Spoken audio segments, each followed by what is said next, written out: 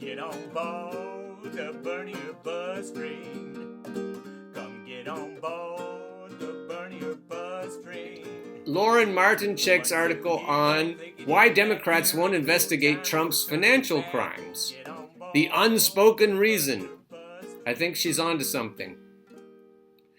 Since before he even began his run for the presidency, there's no denying that President Donald Trump has given us plenty of reasons to believe that he's hiding something when it comes to his finances. Whether it's refusing to release his tax returns or his close associate going to prison for making hush money payments with Trump's campaign money on his behalf, it seems fairly clear that there is plenty of cause for concern.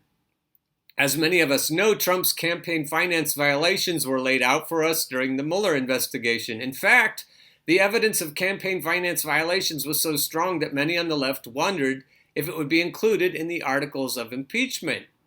You think? And yet, Democrats refused to act on one of the most clear-cut areas where they had plenty of material in order to do so. Means Chairman Richard Neal refused to take the state tax returns that New York was ready and willing to provide. And so when it comes to the tax returns, why were the Democrats not interested? Why won't Democrats investigate Trump's obvious financial crimes and look into the heart of his criminality? The answer, of course, dun dun dun, is obvious. They're worried about their own tax returns and campaign finance issues. It's devastatingly obvious that Democrats are worried that if they look into the skeletons already falling out of Trump's closet, then Republicans will then start looking for the skeletons in theirs. At this point, I can think of no other reason why the supposed opposition party, the controlled opposition party, won't even look into the information already available to them. It should go without saying that the American people deserve better. We should be able to trust our representatives to hold the president accountable for his crimes without having to worry about the crimes they themselves have committed. Unfortunately, this is par for the course in a country where money has flooded and destroyed the democratic process. A system in which a vote on legislation is sold to the highest bidder inevitably leads to people taking office who have no interest in serving anyone but themselves.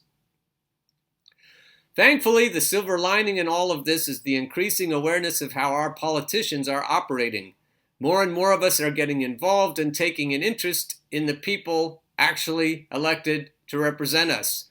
We should all find it incredibly telling that Democrats were willing to investigate Trump for going after one of their own beloved party elites, but refused to go after him for tax violations and business practices that affect the American people. It's time to come to terms with the reality that they're too corrupted themselves to hold Trump accountable in all the ways that he should be, and think long and hard about what that means for the future of American democracy. Get on board the Bernier bus train. Come get on board the Bernier bus train.